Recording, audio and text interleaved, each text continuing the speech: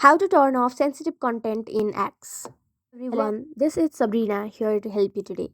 So, without any further ado, let's get right into the video.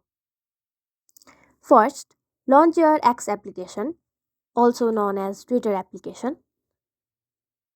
Log into your account. After that, from your top left corner, go to your profile icon. Now, go to Settings and Support. After that, go to Settings and Privacy.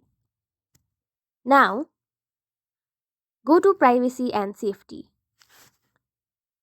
After that, go to Content You See.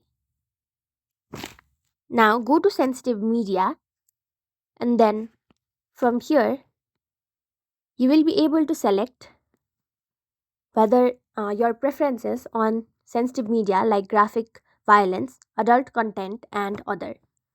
If you do not want to see any of it, simply select Never Show This in these categories. So that's it. Thank you for watching this video. Make sure to like, share, and subscribe to our YouTube channel. If you got any questions, comment them down, and I'll catch you in the next one.